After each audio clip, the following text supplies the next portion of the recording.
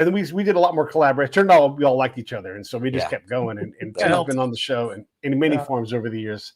And that first story is great. You should probably tell that, but just in general, man, I love it that you're on the show. Thank you so much. It's always wonderful to see you doing well.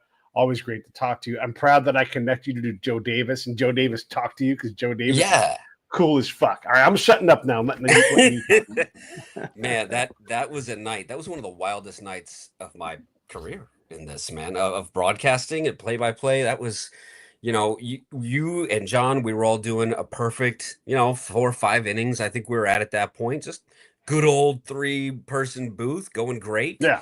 Talking about cream corn, I'm sure, in some place in Texas that the guy's from, this guy's coming up he's from this town in Texas, doing our usual thing. And that season, the Admirals went through 2 ownerships. Like those early years, there was a lot of turnover. Like in my 5 seasons, 5.5, I went through 6 owners, 7 owners, I believe. Yeah. So a lot of turnover until those last couple of years. So it was that owner at the time, a very well-to-do, well-known person in Vallejo, California, barges in thinking we're the public address. And he's like, hey, you guys need to liven it up a little. Tell some jokes out there. You need to do this. He thought we were not radio, but we were public address. And no, we're radio. Public address is in there. And he storms in there and gives the same spiel. And our guy Bruce Jones, he had enough of the insulting he was getting, so he left. He told him, I think he called him an asswipe or something, and left. Bruce is like, tell me. So they're scrambling for PA. They bring the mic into us, and we start rotating on it, if I'm not mistaken, until there was a permanent solution that somebody filled in. But I just remember that being some of the wildest, that inning plus where that happens, some of just the wildest moment. And it created Radio Gold. That 5th through the 6th that we did that night was fantastic. But it was crazy. I think John said, Pete, we've been told to liven it up a little. And that's right. And that was the beginning of something I was taught by David Alioto, who used to be the VP of the A's. He's in fact the guy who came up with, bringing your dog to the ballpark and all the goofy commercials from the early 2000s A's used to do. That was him. And he was commissioner in the Pacific Association in 2015. And he's like, you have to teach these owners their role. Like they don't know. They come from something else. They're a real estate mogul. They're an oil tycoon, at the highest level that he was dealing with. They're a Gap heir, whatever. You have to teach them their role, how to do this. And that set me on a good path of confidence of, hey, I'm the one who's trained for this. Like, I'm the one who's been in baseball. You need to listen to me or you're going to fail. And it would happen. And then one owner finally listened to me. Finally listened to Tim Fitzgerald. Let me see if I can get this in screen here. And then this little ditty came along once somebody finally listened. Once somebody finally listened, I got to hire a manager. I signed some players. That is nice. Awesome. So that gave me the utmost confidence, and I do know what I'm talking about, and it translates onto the broadcast now. And I think about those early days of you and I doing the shows together, Pete, and these baseball previews. Think how many of these we've done now. This. Oh my gosh, yeah. And I do want to bring a little bit of that into this because we used to do an annual thing. I also would say after John said we've been ordered to liven it up, the next sound heard on the air was me ripping a pop top on a Bud. Classic Budweiser. Because the owner had a few himself, and so we're like, all right, let's get a little bit rowdy. We didn't play the game, right? SEC rules or anything, but we definitely got exactly. We kept it clean. Yeah. Well, I appreciate you coming on. And of course, we got Booney. Booney's you were talking about the A's. He's the Locked On A's channel for that whole network, which is really neat. One of the things, Tim, I wanted to ask you about. So when we look at the regional, we're talking Major League Baseball now, the regional sport networks are sort of collapsing and trying to figure out how to do that. And I'm a proponent of baseball, the team specifically, selling some kind of rights package where you could do your own broadcast and you could all of a sudden be the voice of whoever you pay the license for. You can't charge $1 million for this stuff, but you could really diversify that market, and let people compete and be like, hey, I'll bring 50 of my friends and they can listen and make ad revenue. I'm saying 50, 1,000, 10,000, 1 million, whatever it is that you can haul in. I think there's value there. I think you're seeing some third-party apps do that. I would never see a team do that. There'd be too much of a pissing contest, honestly. Like if I was the Cardinals broadcaster and all of a sudden, oh, well, Yeah. this offshoot can pop up over here. I'd be all, the hell they can. So, Yeah. you know, but you're right. I like that. I've seen third-party apps starting to come about where you can make your own broadcast like that. Remember when I had a Raiders podcast? Some of Yeah. those were starting to come around. We were thinking about doing a live show of our own thing because we used to do a live draft show. We were thinking about doing a live game, but things changed in Raider Nation after that, so that didn't happen. Yeah, get a little crazy out there. Yeah, That's for sure. Do you think minor leagues are going to start dismantling and going more to independent ball, like low A, maybe high A? The lead rumor, I'll preface it with that. The kind of the feeling everyone has is that there will be another trim down of the affiliated umbrella at that level, at A ball, Right. that it'll be smashed into one level of A, from low to high, just into one level of single A. And through these contractions, I've been torn with, well, you know, I get it. Yeah, I see it from these owners' view, from the GM's view, I think even more so, but the owner too, not wanting to, you know, spend on those next tiers of salaries, those guys down there. 4% of guys in A ball get a cup of coffee. You know, your draft. I see it, and I see it at low A. There's guys who do not have a future at the highest level, but they're there. There's probably a good 15 of them, to be honest with you, depending on whose team you're calling for. Sure. If you're calling the Modesto Nuts for the Mariners, 2-time champs now, repeating, the Mariners system's pretty deep. So there's some out there like that where you're like, oh God, there's 15 who are gonna make it on this team. Yeah, right. Team, you know.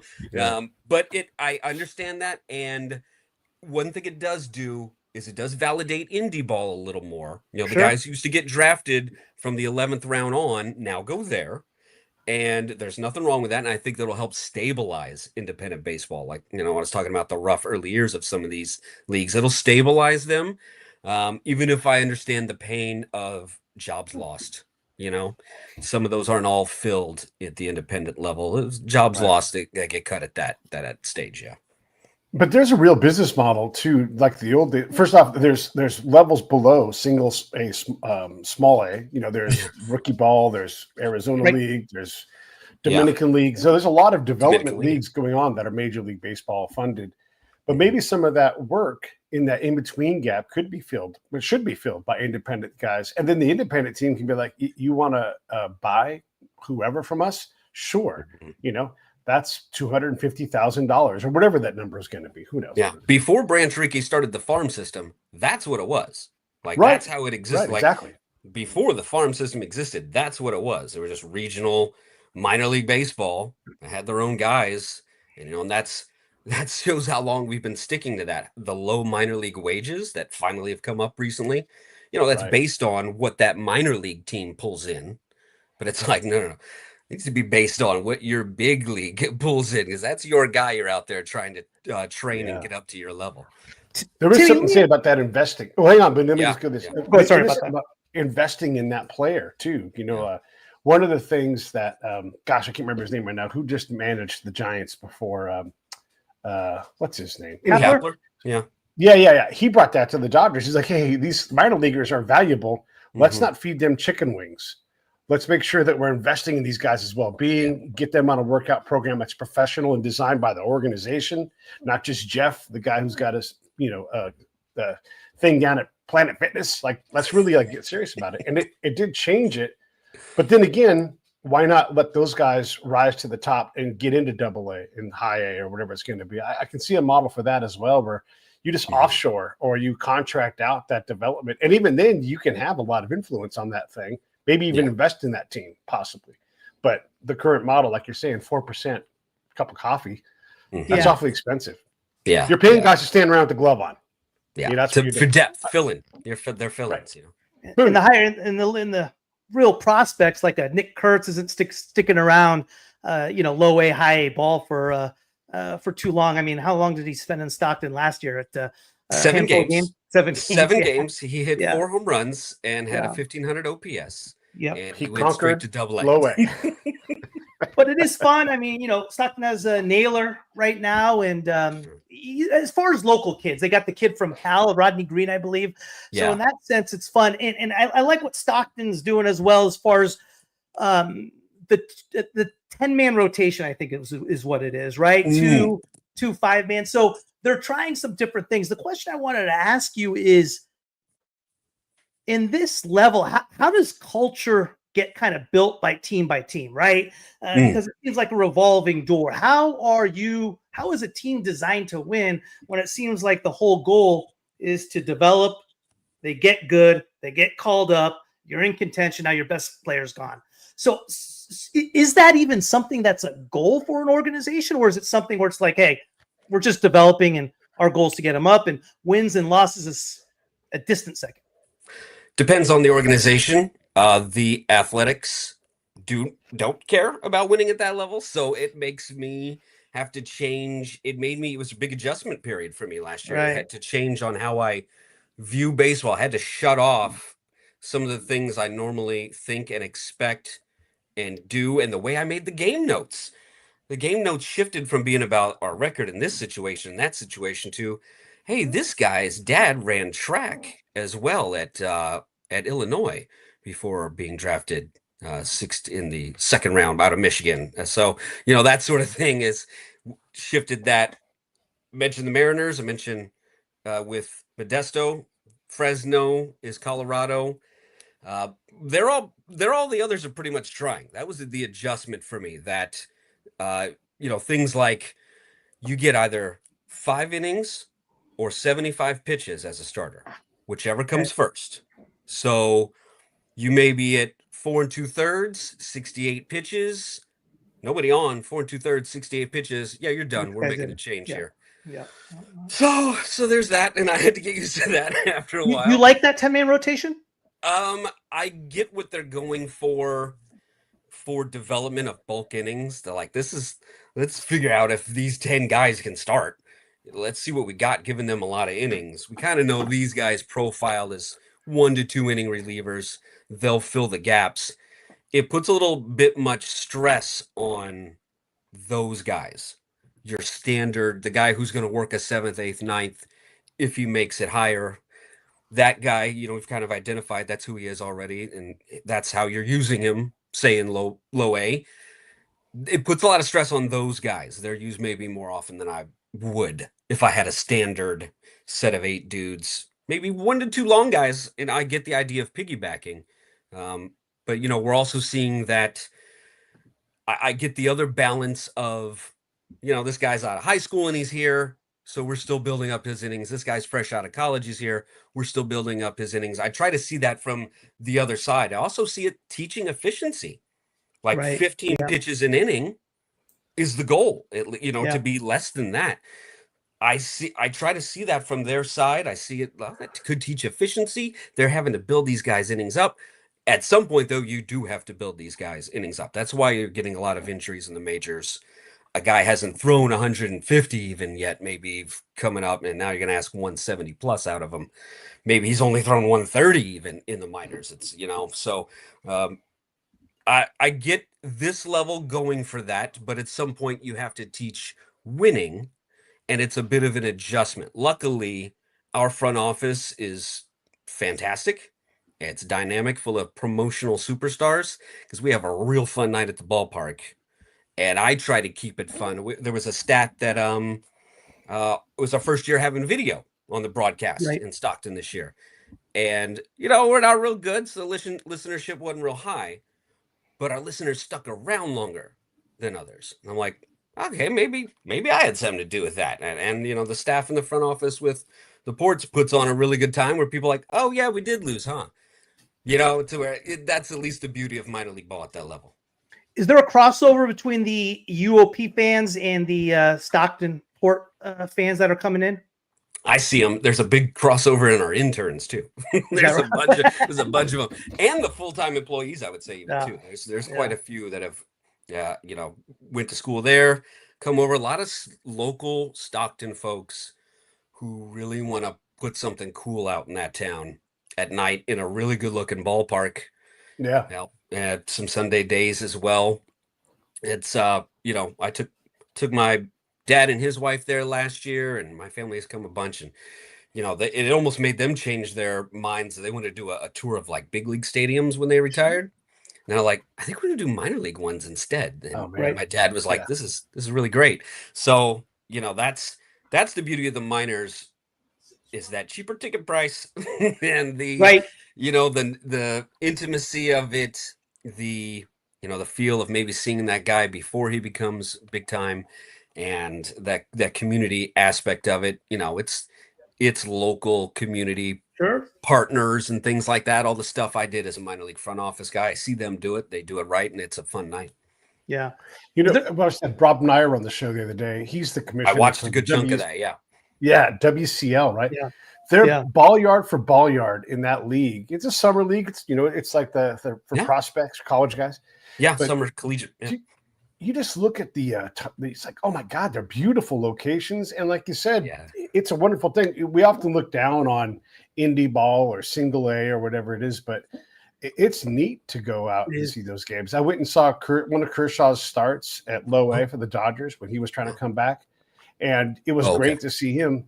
I'm curious. So all of that aside, like, it really is great to go watch. Like, if people are in Oakland, you want to go see the goddamn ballers. I like, see a ton of baller games. Yeah. Yeah, you should. And indie ball is awesome. It is so much fun, and you have so much access. If what you think you're missing from Major League Baseball, you'll find it in these smaller leagues.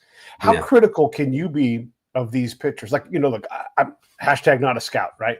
But I've watched a lot of baseball, and so I can watch a pitcher and be like, oh, you know what? He's starting to fatigue.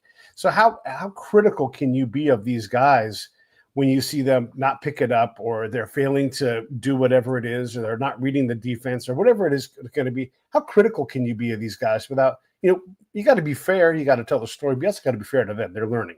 Like Echevarria, for example. Yeah. Like yeah. It's a balance of calling it like you see it.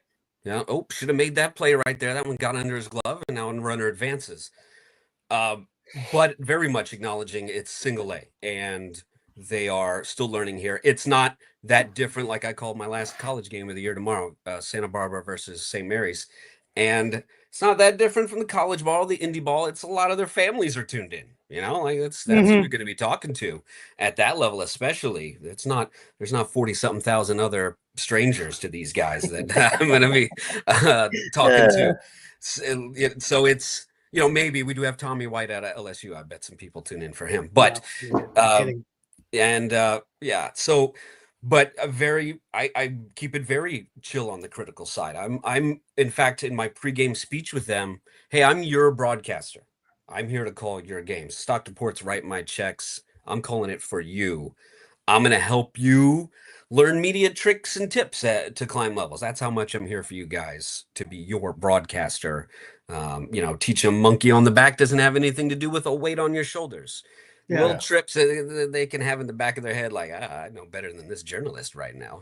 So, things like that. So I try to kind of be in their corner more so than being too critical. But, if a guy's chase rate begins to climb, you're kind of like, well, at some point, if he wants to advance from here, he's going to have to learn to lay off of those sliders out of the zone. That sort of just real talk without being berating anybody or critical, just the facts, Yeah. Does Tommy White have that it factor to him? I mean, everyone has the mullet, the beard, the look, the 3 home runs in his first game at NC State. I mean, I love a second round pick out of LSU. Yeah. I think he's going to be great. I don't know, but it seems like he has that it factor, that look, that if his game can follow, he could be a star. He's got a real simple fix to his early little cup of coffee he's had coming into the pros now. Is just being selective within the zone. He doesn't have a whole lot to fix. Once he chooses his hot spots better, because in college he kind of just swung at strikes and they landed for him, Yeah, sure did. Or landed on the other side of the fence a lot. So he's gonna have to be a little more selective. That was the difference. Some of the things he could, stick out into right, ends up a ground ball to second. Or a foul tip into the glove. It's he's getting it. Like you could see, like, oh man, I used to do something with that pitch. Yeah, you used to. That was college. So let's pick this third plus this 3/4 of this strike zone here that's yours.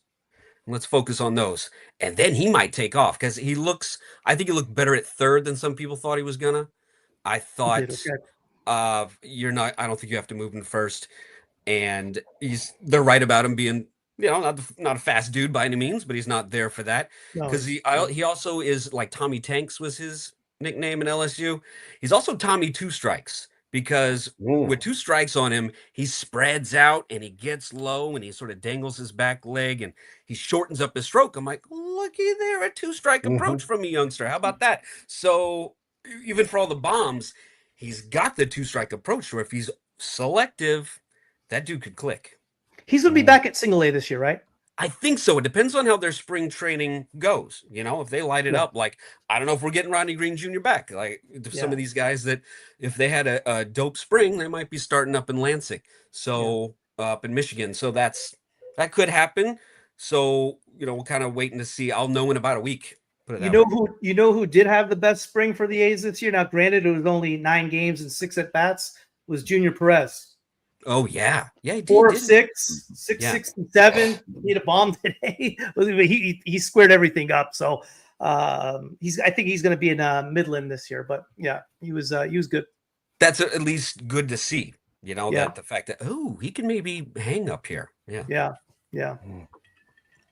When you look at the organization and calling it, you got all these guys, these kids, we'll call them, from UOP, and again, like, it's easy to look at someone who's in low A, bottom, like, oh, that's low A, whatever. But you can hear you talking. You know what the hell you're talking about, right? You've done it. You've doing it at the college level. You did it at the Indian. You've put in your time, and you probably are way better at watching a game and breaking a game down now. What are you teaching these kids, and is it possible for them to follow you? And who's teaching you? Like, I don't know how close you're keeping in contact with Joe Davis, but how are you learning from the people above you who have already been there? Oh, let's see. Let's start with what I'm giving them. I am definitely just trying to teach them how to be a professional first and foremost for any young broadcaster that's kind of working with me. The ins and outs, going in and out of break. There's certain things that just come with that. These are the formalities that I used to be bad at. Right? Like, if I know I needed to fix this in my first season or two, but this kid, yep, he needs it. Okay. The little formalities of how to do these little things that you're supposed to do, but then also how to have some fun, how to be entertaining, how to make a viewer want to stick around an 8-0 deficit in the 6th inning. So I think that's important. A lot of broadcasters lack that. That's a little tougher, much like The Voice is, a 60 time or hitting 93 at least. That's got to have that. You gotta then you got to be able to tell some stories, and that's some of that. That's some of that intangible value, I guess, maybe, or something that is equivalent for a player.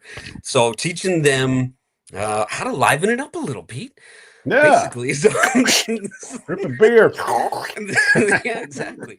And then every game I'm listening to, every little thing, I'm learning something. Even the guys who have been in the California League longer than me, Steve Wendt, Mike Lindskog, over at Inland Empire and Rancho, like those guys, and certainly my little bit of interactions with people like Joe Fleming, and just definitely ears up, notebook out, just always sort of soaking in everything and every moment of interaction I get with those up at higher levels from me, or those who have worked with people in higher levels from me. And this background right here that's Cecil Fielder. Hold on, nice. That's yeah. So, just asking them about even the former players, kind of get their opinion on some of the broadcasters they worked that covered them. Yeah. Let me ask you a question. I worked last year in the press box for the Oakland Ballers, and we had an announcer from Colorado come over, and he was the biggest homer you could ever imagine. Right? I mean, it was just. When I started listening, it brought interest and intrigue. I constantly listened to him with regard to his takes, no matter how ridiculous they were. I continued to listen, and I found how he described them. And no matter how biased he was, I liked what he was doing as far as the entertainment value. Is there a strategy to that? Is there something that a style to that, or what do you believe is the right way to go about that when you are broadcasting something like in Stockton? Whatever's natural. Is that right? Okay. Don't ever try to force or be, because if I tried to be like Joey Zanaboni or, a rocket socket popping like it wouldn't come out right. That's not me. I'm much more Carlin meets Costas, or out there doing a little more SNL monologue type. Like, that's what's comfortable for me. That's what keeps people entertained for me. Like, kind of like I'm doing stand up out there, telling stories mixed with my talk radio experience. I'll go on a rant. Like, I've got all these topics ready from the off season that if whatever the score gets a little out of hand, we're going to talk ABS challenge system, pitcher injury study. Does that affect the 5-and-fly strategy at this organization or higher? The starter minimum idea, the double hook, golden AB, these TV deals. Like, I got all this stuff piled up and ready. Wow. Okay. Just to talk baseball. RIP Ricky. Just all ready for that. That's my style. And if that's his thing to kind of go loud and homery, or how you're describing it, then as long as that feels natural and the people like it, like, they'll let you know. Like, you'll get asked to not come back. Like, they won't renew you. It'll be obvious, and that's how you know. Is Ron Santo was a huge homer, and he was great, but he's also from Chicago. He's of Chicago, and so and if you're a former player. That's a little different too when you're just a broadcaster. Like, Hawk Harrelson, or for me back home, it was Mike Shannon. Like, you expected that. And sometimes as the broadcaster, you got to keep it. But it's also who writes my checks. Like, you can hear it. Like, you hear it in, like, if a network's writing my checks, I'll be real good and neutral for you, even if it's a team I've worked for out there. But you can't. I'm going to call it for who's writing my checks, for who I'm working for. Like, my home run call is the same words said in a different tone depending on how it happened. It's if it's the other team hitting a no-doubter, that is a deep fly ball. There's a fly ball into deep left field. This ball is way back, and this ball is gone. If it's a no-doubter for us, very different. Swinging along and into deep right field. That ball is way back. That ball is gone. That's just... it's someone natural to whoever writes my checks, man. I got you. Yeah.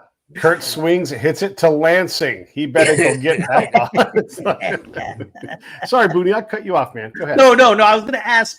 I know you were at St. Mary's, and I wanted to just talk a little bit about NC2A baseball. Do you think there's a way where NC2A baseball can be marketed better, where the audience increases? Obviously, there's rarely any national attention on NC2A ball until you get to the College World Series or even the regionals. Do you think NC2A or schools are missing something on that? Because, there's nothing right now as far as NC2A baseball. Yeah, I think there'll at least be a trickle down effect of the way the draft has been shortened, and the way they're trying to speed up how quickly a guy gets to the majors. You're seeing the college guys get picked a little more, at least. So maybe there'll be that trickle down effect of, as the draft maybe gets a little more attention at the major league level, as some of these guys who have, get a shot to advance quicker. Maybe that helps sort of trickle down effect. It's tougher because of the resources to put that out there aren't easy either. And, a lot of times, there's so much change, I think, going on in college baseball right now too, that it's making it tough to focus on that. Like, it's great that there's no longer 11 and a half scholarships. You can have 34 of them now. Yeah. But I know the SEC is going to fill that 34 a lot more easily than the WCC will. So that's going to create, while it's cool, that's great. Boy, is that going to increase the gap a little bit of the haves and have-nots. And then you got a weird thing where, you can have 35 dudes in the fall, but only 34 or 36 in the fall, 35 to where two guys could maybe mid-season transfer. that could be kind of weird too, because they don't end up with a shot in the spring after fall ball. So they're going through some weird stuff. It's very regional. Some of these places aren't really even like St. Mary's is just now, since the new stadium opened this past year, ready to yeah, hey, let's bring the outer community in to this comfortable seating we have now in a concession stand. It's always there. And, this Yeah. even, that doesn't always exist at that level. It's a good question. I feel like that's, baseball is just one of those regional neighborhoody things in sub levels. Yeah. That's how it gets it. I guess it's the same thing that affects the minors. Sure. And there's probably some leeriness of getting too crazy promotionally with NCAA rules. I'm sure that plays the compliance side, I bet plays a big part of trading with sponsors and stuff like that. It Yeah. has to very much go Sure. through the Learfield property stuff for St. Mary's for sure. It's a little more rigid. Speaking of St. Mary's, how's Waldachuk? Is he going to be a player? I was surprised the A's didn't put him on the 60-day DL, which kind of told me that, hey, they plan on bringing him up. What's your thoughts on Waldachuk? I like him a lot, and I got to interview him in the A's dugout the year he got traded to them and made his debut. Yeah, Yankees, yeah. And Ken Korak gave me a big thumbs up after that. I thought I did a great job. So I had Ken Korak on the show a couple weeks ago. Nice, excellent. Fun. Yeah. Waldachuk, his stuff is really good. It is just going to be about staying healthy and even, how to use it at this level. That he was still learning that, and then you pile on the injuries with it is tough. He's an easy person to root for. I'll tell you that. Okay. I hope it works out, man, because I really like the kid. I hope he just can stay healthy. It's just one of those things that, unfortunately, front offices know and use well. The best indicator of future injury risk is their previous injury history, unfortunately. Boy. Yeah. And so you hope it's like, oh, okay, well, it happened just, a couple times while he was young and getting up to this level. It happens, seems to happen everybody once now. Some big shoulder or elbow thing happens, and then they come back better. So we'll see if he has that situation for him too, because the stuff is awfully good. Okay. Do you ever dig into the medical journal articles, as part of your research and your little list of topics? I mean, I do. I like to read them. And then when you look at the numbers of hey, Ohtani's on his third elbow, right? And he's not starting the year as a pitcher. No. It is exceptionally hard and rare to come back from that second Tommy John. Yeah. And even when you do, the quality is usually less, almost universally less. And then the length of time at that elbow, that third elbow holds up, it's just not very long, right? And so do you look at that to understand? I read this really neat one, Tim. You'll appreciate this. If you have a high-end player, now look, we're talking players who are like Ohtani. If these guys are running and sliding at full speed into a base, they get X number of those, and then their opportunity for risk, like a major joint injury, it jumps from it could happen to imminent. We saw that last year in the World Series when sure, the number of tries, you're rolling out there. It's some point. Yeah. And so, and look, it's a journal article. Not everybody's going to read it, even the vaunted Dodgers and all their data. Maybe they missed that thing, but it's such extreme risk. So are you paying attention to these other kind of areas to help us all understand what it means to be a player in single A and trying to develop and stay healthy or whatever it's going to be? I've definitely read anything that has come up from any publication about studies on pitcher injuries, player injuries, athlete injuries in general. At one point before going back into this, my safe job that I took in for a while in my 20s to early 30s before going back into sports was as a health journalist and editor. And, I did bits about sports medicine, some stuff. So it's I'm always paying attention to those. And, there's always been the theories about curveball usage versus fastball usage, and certainly about the study that came out this past year on, well, it's about trying to throw this dang hard, That's really, I hate to tell you, everyone, this is what it is.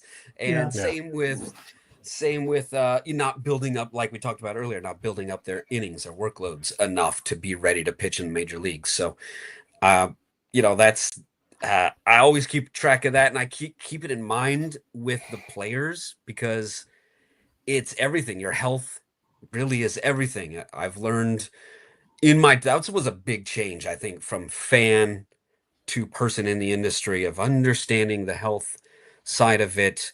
how if they're not right, how they can't be right, and maybe the fan isn't treating them right, unfortunately, based on that. Like they have no clue, and he's not telling anybody about what's going on in his shoulder, Right. things like that.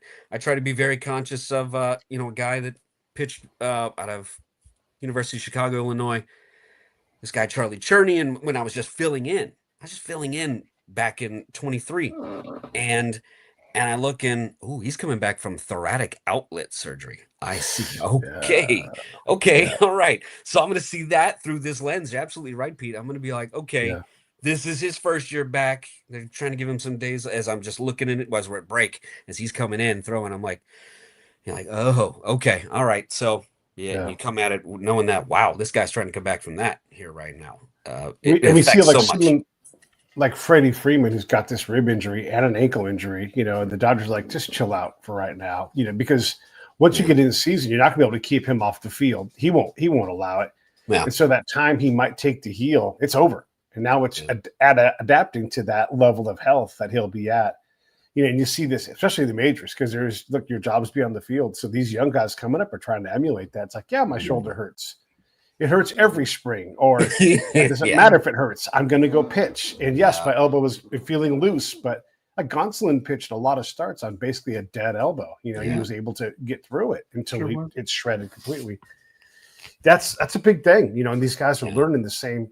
Look, everybody wants to be tough. No one wants to be soft, but if you're hurt, you're hurt, Yeah, the best ability, the availability thing. And, they know that's why you're afraid to go into the knife. Or be like, or to admit that it's that bad.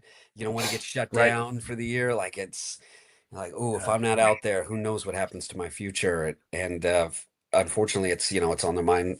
You try to block it out as much as possible, but it's kind of always floating back there for these guys. Sure.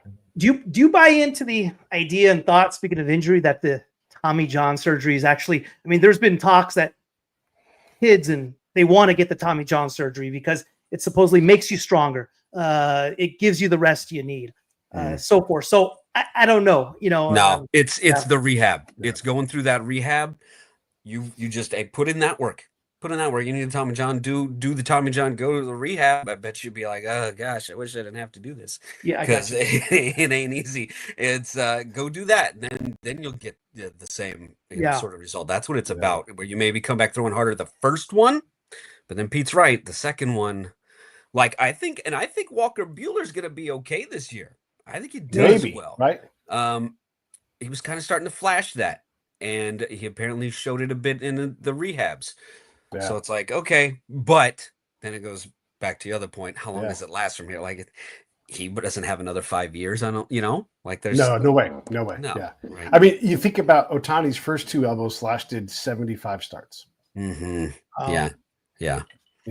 And Rob and I were talking about this too. Like, no matter what Ohtani does, he will never equal Babe Ruth in terms of hitting and pitching. That it's over, right? And it doesn't mean he's not wonderful. And I love him. I want to see him, but we get so crazy about this. Maybe I'm thinking of his first, because Babe Ruth didn't pitch that long, and so I'm trying to picture Ohtani's first few years pitching as well. But he had more healthy years than Ohtani did. And that's the problem. And when he was in his 20s, it just gets to be hard. But we put these unrealistic expectations. Like the fact that Ohtani recovered at the MVP level all last year from Tommy John is bananas in and of itself, right? But you only get so much of that. And then baseball gods come and collect you, just like Bo Jackson. Like what we think about, what we remember are the highlights. We don't see that run into the hole where a one arm trips him up and he falls down with the 2.5-yard gain. There's a lot of that in Bo's career, right? Oh, yeah.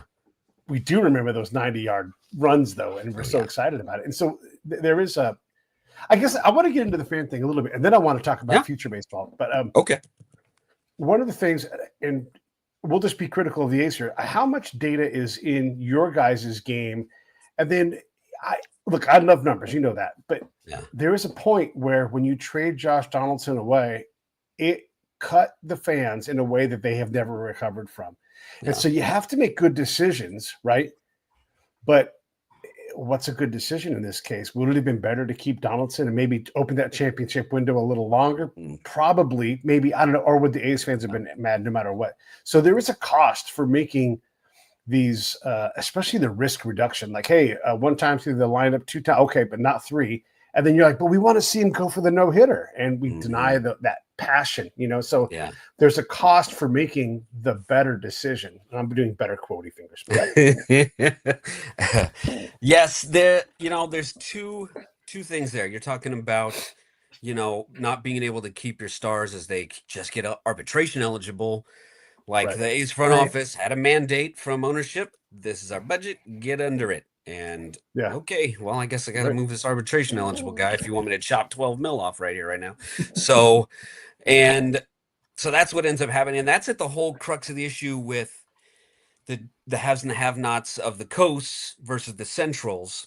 The AL and NL Central, they tend to lose their guys as they hit free agency. They're not keeping them. There's some natural roster churn that happens, but they all leave for the Dodgers and the Mets and the Yankees. And, there's some concern about that, and that there should be a balance of, okay, well, you're New York and LA. You should be in New York and LA. Like, you're going to have some advantages that come with New York and LA. And they deserve to have those advantages. And then, there's others where you're like, ooh, but how do we think about the league as a whole? How do we keep the league's entertainment dollars if fighting other entertainment dollars, not Detroit's versus Chicago's and Denver's with LA's? And how does Major League Baseball acquire the spending dollars? So, or, people's dollars, and maybe they think it's fine to have that, but I think there is something to still do, because clearly the compensatory, like the pick punishment, you have to give up a draft pick if you sign the guy. Yeah, okay. Right. If you already have a good farm system like the Dodgers, they don't seem to care. And then, within game, the whole yanking a guy out too early, that's one of my old school. I got some stuff I'm new school about. I got some stuff I'm old school about. Same. That's one of my old school ones. Like, I believe in the quality start, which used to be a new fandangled thing, and now that's old school. So I do want to see that through. There is a balance though. Going for a no hitter at 140 something pitches is clearly bad for you. Throwing 230 plus is probably bad for you. We've seen, you can go through Felix Hernandez. His fan graphs, every year he throws 230 or more, his velocity drops the next year. Then if he doesn't throw it, then it stabilizes. Like, you're going to have some hosses, your Bob Gibsons and your Nolan Ryans and your Randy Johnsons and modern ones, and that can do that, but it's not for everyone. So I get, going past 120 something in a game. Oh boy, it's the only reason you would go for it. And we've talked about, Pete, some of those guys were happy to make that trade-off. Feeling like, you had that no-hitter. I threw way too many pitches. I never really recovered for it, but I got that no-hitter. I got that no-hitter. Mm-hmm. Yeah. But it goes back to that, where do things change from here? Are we going to actually aim for less velocity to extend out longer and not blow out our elbows? I hope so. I don't know. You want to change the way the game's played? You change the way guys are paid. Like, that's always been how it works. That is always how it works. Yeah. Guys will do what you fiscally reward them for. So if you start putting a better price on innings over strikeouts per 9, that's probably how you change it. Outside of rules. When Rob and I were talking about, Major League Baseball doesn't want to spend a bunch of money on pitchers getting hurt. That's bad business. So they're trying to figure out what to do and how to do that. And for a long time I've said, like, let's have a speed limit, and just, you can throw 2 100-mile-an-hour pitches, whatever, 3, 4, 5, whatever it's going to be, right? and then after that, it's no pitch. No harm, no foul. But you're going to have to do that again. And because look, that would happen naturally back in the day. Guys maybe sitting at 94 most of the time. Right. He's like, all right, 2 on, 2 out. Rev it up. I'm going to hit 96 and a half here right now. And, that was the end of his night, maybe, or the end of that inning, at least the end of that jam. It was what happened. He just didn't cruise there. I'm going to make a prediction. We're going to start a prediction segment. Dustin May will blow out his elbow. I don't want that to happen, but that's the thing. Like, if you throw 103 and the ball darts this way, I mean, I remember watching Gagne. I'm like, oh my God, this guy's going to blow his elbow out. Zumaya, Matt Anderson, all these guys. Maybe not Farnsworth, but all these guys are. Some guys have a fluid delivery that have survived it. Others Right. got a lot But of that's like the things first going on. predictors. If you're breaking Yeah. a buck o something and the ball's sliding vertically or horizontally a lot at 100, your arm is not long for the game. There's just no Yeah. way. Like how long is And if it Aroldis is, Chapman? you don't know you're that guy until 20 years later. You're like, hey, my arm feels fine. You know, some guys Yeah. are rubber. Yeah. Aroldis Chapman stayed pretty healthy. Yeah. Yeah, he's had a career. No There's question. guys that have stayed that can throw that way and have stayed healthy, but I guess it goes back to not everybody. Not everybody's built for that. It can't be universal. But I get it. It's one of the things I get again. Yeah, throwing 97 is harder to hit. Like, duh. And your slider goes 89. Like that Yeah. velo, it is the difference maker. The manager I got to hire in Vallejo, if he set me scouting somewhere, I had a minimum miles per hour. It was nothing below 87 at that level, And then as he's where he is now, he's probably like, okay, nothing below 91, 92. Was that Pedro Guerrero? No, that's PJ Mike Phillips, Marshall? who's now managing the Atlantic League. So, Yeah. that's there's certain velocity is effective, and it's true. It's just finding that balance again. We're finally reaching a balance of where it used to just be analytics.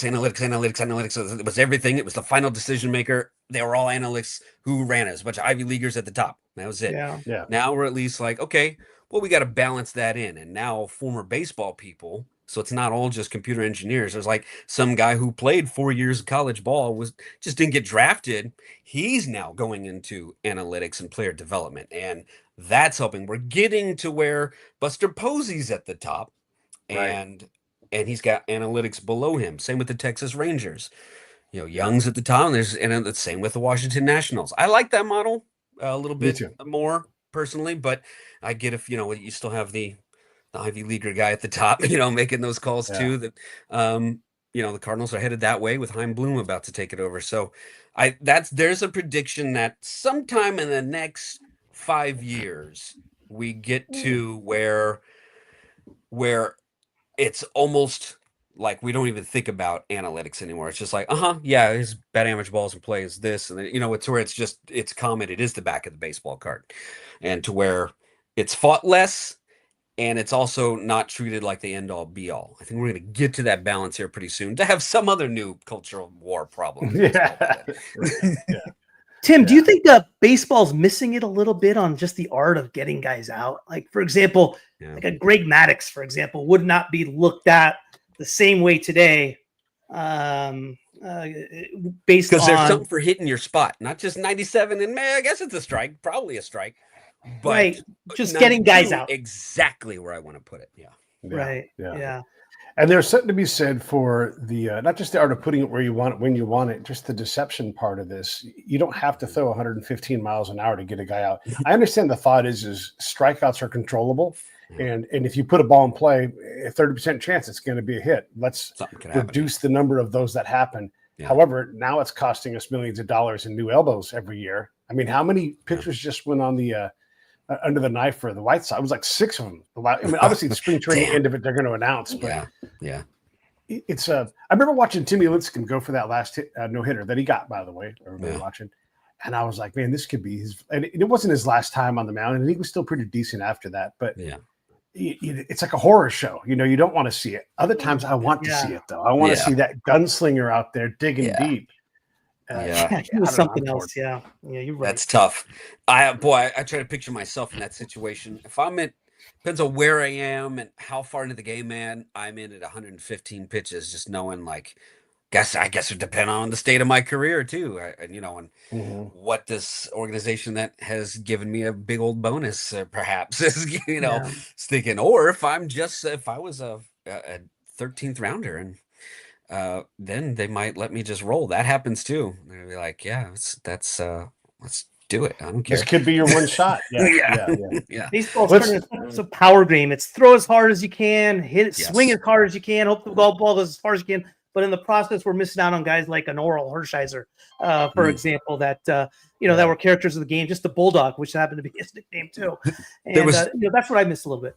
Yeah, there was a guy with the A's with the Ports right after the draft out of Rutgers, Joshua Kuroda Grauer, and contact, and not a slow dude. He played second and short, like he's that dude, and he led the I think finished second in batting average in the NCAA last year, and so he's kind of Luis Ariz with better wheels. And Pete, I remember I got you time for and that. yeah, you and Rob like you don't have to have a homogenized lineup. You can have different people do different things, and I think that's maybe something that got lost a little bit with the analytics. It was, I remember they would say something about, well, if you're just sorting lineup by OPS, you should have Albert Pujols as your leadoff man. I'm like, okay, but it's not gonna do that. Like, I'm still gonna put Fernando Vina there if you don't mind, and then Albert can after, So it's Tony Womack will bat leadoff for me, please, thank you, and then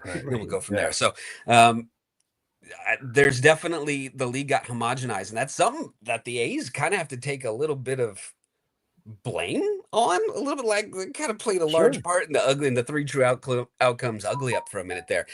Three true outcomes didn't phase me as much as the time between pitches.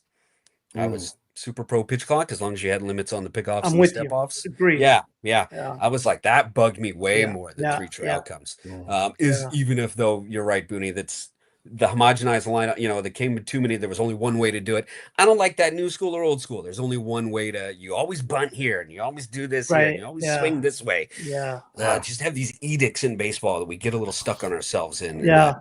These. Well, and this is part of that Moneyball thing, is like, you don't want Ichiro? Okay. I'll take Ichiro. You think he sucks? That's not a problem, and a guy like Luis Ariz, he creates a problem the other team cannot solve. You are not going to strike him out. So you're going to have to deal with the fact that this guy's going to hit a line drive. Yeah. And you're going to have to figure out where to stand, and I like that problem that creates pressure. Let him because be you're that problem. Afraid of him, but you're not going to stop. Tatis be a different problem. You don't have to have one dude throughout your lineup. I think guys like that and the whole Moneyball process, by the way, I don't believe in the Moneyball process. That's my little opinion. But I mean, for example, it's to Pete's point, right? How is Luis Urias or that type of player that doesn't hit home runs, that gets on base, that hits for a great batting average? How is that like a bargain? I mean, it's baseball's fault. That's a great player. And I think it's baseball's fault for looking that way. Then all of a sudden they put a title and a great marketing type of idea with it, and the fans buy into it, and it turns into something that, in my opinion, it's really not, because that player is really, really good. It became that end all be all, that power is the answer. You were wondering, Pete, what do we call this era when you're talking to Rob? And it's the power era, the velo era, the velo. Exit velo, or the how you're throwing it. It's the velo era, and it's not even a word. Yeah, but it's said like a word in the baseball world. That's for sure. Right. And it just, power is preferred, and that's what we're gonna fiscally reward. Guys that get paid that way. How you pay them is how they'll play it. So it again goes back to that. If we start rewarding contact a little more, but unfortunately the analytics said, boom, and that became the end all be all, not all. We should try to get as much power as possible. But I'm still going to get this Luis Ariz fella too. Like, blending these worlds together. We've been on extremes. The old school resisted the new school, and that left them locked out of it. And thus, new school got to kind of run wild. Like, show the owners, look how we can save you money. You're hired. Like that was, look how we can increase your attendance. We're going to measure it by wins, because that bumps up your attendance. So we're going to call it WAR. And then this is how we're going to save you money. Done. Like, that's all owners understood. So save me money. You said because save the me old money. school baseball guys, that kid can't tell you nothing about it. You're 100% right. And they left it shut out. That's why it's, at least now, there are former ball players who know analytics, and that's who's really going to succeed. Don't fight it, guys. Keep up or get left behind. So that's critical. My old man thing is, look, Aaron Judge doesn't need protection. He will kill and he will eat. He is the protection. Stop saying you need Benito Santiago to protect Barry Bonds. He cannot protect Barry Bonds. Nobody could. Barry was going to get walked. He would swing 4 times in his series and have 2 home runs, a double and a single. He was unreal. You don't protect that guy. Aaron Judge should not bat leadoff, everybody. Yes, you want him to get more at bats, but also if you can take anybody and make them a shade better because you know that you don't want to pitch the Judge or the guy on base, hey, this guy's going to groove you some fastballs. Yeah. And maybe it's 5 hits a year, but they're Yeah. 5 hits that Aaron Judge got you through looming, you know? Yeah. It's the same dorks. It drives me crazy that they hit The these same guys dorks first. who are all about the same guys who are all about the opener, but Yeah. are willing to punt the first inning offensively. Like, you know, because really that's what you're doing. You're not Yeah. putting on a couple people. It's like you're just thinking ahead for the fourth when you know your 6th and 8th guy got on for like, what are you doing? Like, no, you hit him at least second, probably third. But Like, I hate how Kyle Schwarber leads off. Stuff like that. I don't get it. Oh, you know, yeah. and the Cardinals That's had crazy. that guy in Matt Carpenter for a while because that was where he did well. That was the problem. We tried to hit him in other spots, and he just luckily he had a 4-something on base percentage, you know, and so that was. But yeah, he only powered up a few years. Where Schwarber, that's just who he is, right? And my that's, favorite number. It goes back to that whole theory. Just put your OPS guy at the top. Right. My favorite number between Schwarber and Arise. Maybe you heard me say this to Rob. But like I'll say, Arise sees a lot of pitches, and then the people who are sort of good at numbers will say, "No, he doesn't. Look at his rate." And I'm like, "Look at his pile of pitches seen." By the way, the difference between him and Schwarber, you know, it's all of those strike threes. And so Schwarber's just seeing 3 strikes more, right? Yeah. And so when you take that out, all of a sudden they're equal. And I got to say, I'd rather have Arise, not always, but I'd rather have him chewing up pitches and getting on base. I agree with you. You know, and he's just it's like Brett Butler. You remember how great he was? Yeah, he's so good. Yeah. Just I mean, you have a guy like that, and you can't get out, steals bases, bunts. The entire infield would have to creep in, and he'd still be brushing himself off on first base. No one cares about strikeouts anymore. Yeah. I think I'm hoping, and see now I'm hoping we're in that transition, Rod. I'm not even sure if the sabermetrician, the analytics folks are finally like, okay, I guess a strikeout isn't the same as any out. Like I feel like, or at least they've been pushed back enough by the baseball people to where it's like, we're not going to think that way. We're gonna at least still blend in again, back to the blend. Like we're not going to fear it as much as we used to, but stay out of a double play. But at the same time, you gotta get people on, and that you can't just stand there to get on. No one realizes that Zach Geloff was second in strikeouts in all of baseball last year, led the American League because no one cares about strikeouts anymore. I get as long as you're hitting 30-something bombs with them. Yeah, that's unfortunately, they're like, hey, you strike out 35% of the time. Are you hitting 35 bombs too with it? Oh, okay, all right, yeah. Let's do some predictions. Let's let's go like MVP, Cy Young, and then division winners. Unless you guys have something else you want to predict, but stick to the classic things, and we'll see how we do later on. Okay. You want to go first, Tim, or you want a second to think about it? Yeah, give me a second to think about these. I want to hear what you guys got. Booney, you're up. Hot seat. Boom. Okay, what are we doing? Which MVP? We have 6. Yeah, MVP, both leagues. MVP, both leagues. American League, Lawrence Butler. Okay. National League. Ooh. Yeah. Homer. National League. National League's gonna be a little bit harder. Fernando Tatis in the National League. Okay, Tatis. Cy Young. Cy Young. Scooble, American League. Okay. It's not very much. I'm going on a limb. National League. Oh, am I going to go within the National League? Let us go with. I'm going to go on. I'm going to give you. I think the Padres going to have a. No, you know who I'm going to go with National League? Who's looked really good this spring? A former Cy Young Award winner, Robbie Ray. Robbie Ray. Okay. He's looked incredible this spring. Now a little out there, but that's what's fun about it. And who are your division guys? Who's winning division? Division. I am going with the A's in the West. I've called it all year. They're just a really, really good team. Not just me being a homer.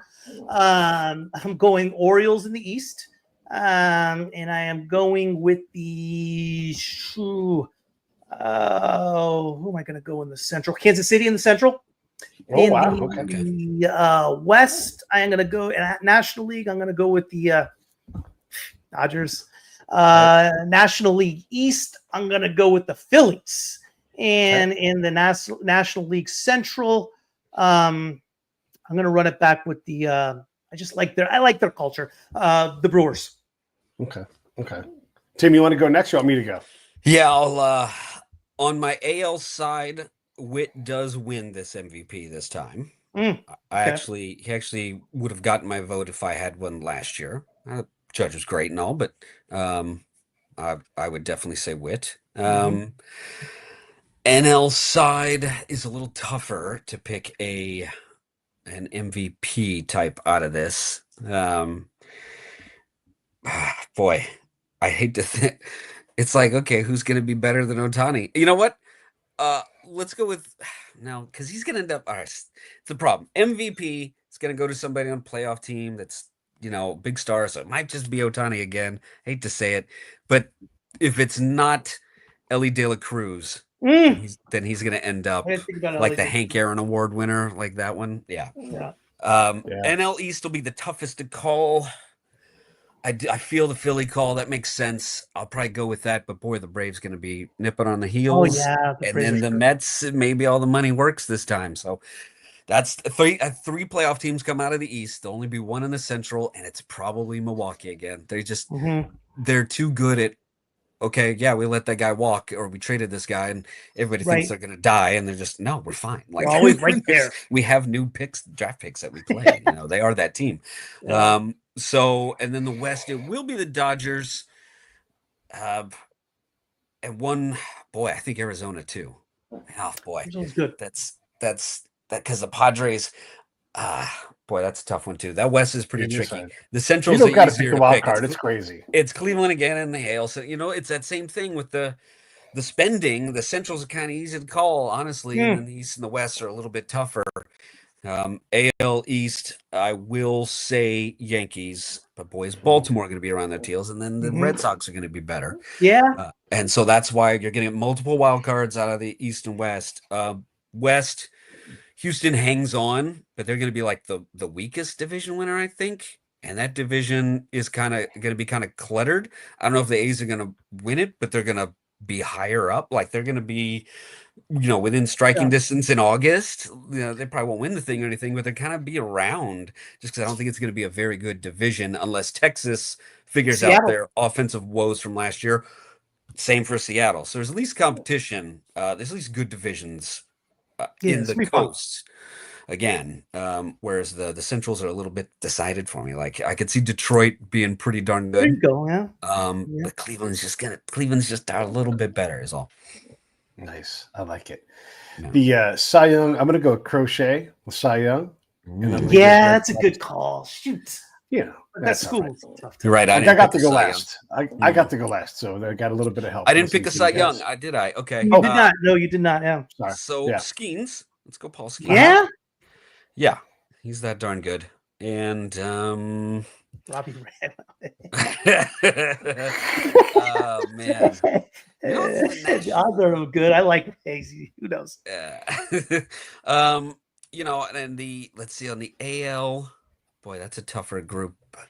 That's but I could see depends how good Max Fried ends up as a Yankee, That's I know he's not the type to normally normally win that thing. You're normally looking for Chris Sale, clearly, that type of guy more so, but I'll say that somebody that we don't normally expect from the AL. It's gonna be like some younger pitcher. How about DeGrom? Now that he's back. No.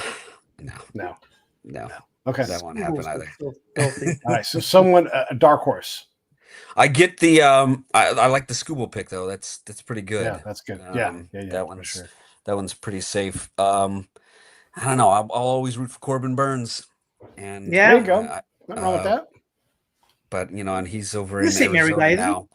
He's in Arizona now. Yeah, he's a St. Mary's guy. But he's in Arizona now. So that's kind of think. I don't know if that was enough to get them back. Texas and Arizona both need something to kind of get them back. But that they both made some changes. I would think Burns is. Boy, that's a big lift for Arizona to where they're going to be a little bit more in the Dodger side than I think some people give them credit for. Yeah, Gallen needs to pitch like he can. Yeah, him too. Yeah. So I'm going to go Crochet and then MVP. It's so hard to predict because the people who pick are so in love with WAR and they kind of just rank order WAR. Yeah. So I'm not going to pick that way. I'm going to pick the person who I think it might be. And I like your sexy pick of Lawrence Butler, but I'm not going to go that route. I hate to pick Aaron Judge again because at some point he'll be not able to do that. It's hard to know. I'll say Vlad Guerrero in a contract drive. Okay. That he goes crazy. That's possible. Yeah. Not a long shot, but it could go either way, and that's kind of why he's in a contract right now. Yeah. In the Central, I'm going to go with the Tigers just to make it a little bit spicy. So you guys would pick different people. So I'm going to go Tigers. And then in the West, I think the Mariners are going to have a little bit of luck this year because they haven't had a lot of luck the last couple of years. And so I think they'll be all right. Prepared to be wrong about all that because it's really even to me. And by the way, the Rangers could just go swamp everybody. Smash cut to Corey Seager being the MVP, and everybody told you he was great, and that kind of thing. In the East, I like that Phillies pick a lot. I do, and I also know that Acuna is going to be healthy, hopefully again this year. And boy, when he plays, the Braves are dangerous. Something else. Yeah, they're a different. Yeah. I'm gonna pick Atlanta just because you picked Philly, and I don't want to follow you. I want to make it exciting. That's a good call too. Yeah. And the Central is just I have no idea what's going to happen there. Right? It's not going to be any of them, and it could be all of them. So I'm going to go really dark horse here, and I'm going to go Pirates because I'd like to see them finally get back in the playoffs. Please, young team. Go can cruise. Yeah. Neil Cruz is great. Yeah, and then it's the Dodgers, obviously, right? Because they're a juggernaut. But I do think that the Diamondbacks are going to be dangerous, and I'd love to see Corbin Carroll get the MVP. I'd love to see him just run and hit and slash and just be a great, fun ball player, and just do that. So that'll be my guy for it's not likely to happen, but I would love to see him put that team on his back because I'm big on the story of the MVP. And look, you heard me say this with Rob. I don't want the Hank Aaron and the MVP to walk side by side unanimously all the time. I think that's lame. No, it's great. You're still MVP grade. You did a lot of great things, but Ohtani had a lot of help. There's 40 fucking pitchers on that roster last year. 40. They have unlimited resources. There are a ton of great guys. Mookie Betts was an MVP candidate until he got hurt. You're telling me that Ohtani did it by himself? No. Well, most valuable. That's that value in the middle there. Yeah. It's like if you take that guy, I almost like when they get hurt for a little bit, you're like, ooh, let's see how this team does without them for these 10 days. And then how about Ketel Marte going down last year late in the season? MVP candidate until then. Yeah. And the Diamondbacks didn't make the playoffs. Once he hit that 50-50, though, it was kind of like, okay, well, that was it. First of its kind. Yeah. It was it. Yeah. It was it. My other out there pick, I think the Dodgers are going to win 120 games. And let me tell you why. Because they're really fucking good? Let me tell you why. Nope. Let me tell you why. What I noticed when they played in Japan is they weren't competing against the Cubs. They were competing with each other. Every guy out there is just, they want to make sure they feel like they have to deserve to be on that field with those guys. And it seems like they just, you got a sixth inning guy who's a stopper for another team. And that's why I say it. And the culture they've built out there is just amazing. There's no selfishness. There's no nothing. Yeah. And I don't care who they put out there, whether, of course, Freeman and Betts have to be Freeman and Betts. But my point being is, God, they don't look like anybody that comes in wants to be that guy that gives something up. And that's the only reason I say that. And so we'll see. There's a level of the almost dream teamish competitiveness where it's like, okay, you gotta make sure I stay at the level of this group around me, and that confidence that you have of I play on this team really amplifies that. I better shut up, man. Robbie Ray, 120 wins. So better better shut up. You have to go Butler MVP, A's winning. Lawrence Butler, yeah, right. I want to add one more thing real fast, and then I'll shut up and let us get out of here. But I believe that in the future here, we're going to start to see these in-between pitchers, these not closers, sometimes closers. We're going to see these guys graduate up to the Hall of Fame ranks, because the Dodgers have a whole mess of closers on their team, right? Guys like Mike Jackson, who were just great at setting up the win and holding on to it. There's real value there. And if you want to see what this looks like, look at Darren O'Day's career, 600 innings of lights out. Nobody's ever pitched better baseball. And at some point, you have to say, why isn't Darren O'Day in? Okay, short career, but his job is, in the context of his job, 600 innings of that level of ball. Yeah, man, that's among the greatest baseball players ever within the context of his very small job, right? Yeah, and, he's a specialist, but right, specialists in football can make the Hall of Fame. There's Yeah. kickers and punters in the Hall of Fame. There's linemen, of course. Like it's the only I think it's the only spot like in a game where we'll never consider this guy to be in our Hall of Fame ever. He's some guy who was really good at the 7th and 8th, closed for a couple of years. Sergio Romo was never be a Hall of Famer, but holy crap, was he good at that for a long time. Oh my God. I think there's some other, famous, guy that closed for a few years, but, set up also for a long time. Yeah, that guy will just never. It's the weirdest thing, is right? That guy maybe from here on out, it can start to be considered a thing, but even just getting closers in, people are finicky about that.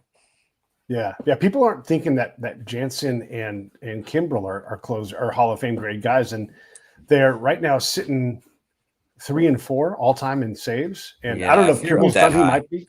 Yeah, but they're up there. And Jansen might approach Hoffman. I don't think he'll catch Hoffman, but if he did, he'd be like, yeah, he kept pitching. Yeah, it's Hall of Fame's just weird with that sort of stuff. That third baseman apparently too. Like it's like there's not a whole because but that's maybe because a lot of guys move off of third to some other position later in their career. It's not playing third, and it's like second base. It's difficult. Yeah, it's second base is weird like that too. It's a lower grade position, and guys don't stay there long. And so it is hard with those guys. Anyhow, Booney, anything in closing before you wrap this thing up?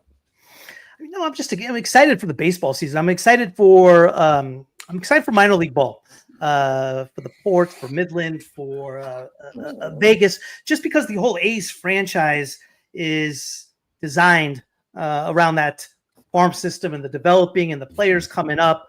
You don't know who's going to be the next great one. So for me, it's the minor league. It's the season. I mean, there's so much parity. It's going to be a fun year. Yeah. Tim, in closing, anything? I can't wait to go into that booth for the first time this year.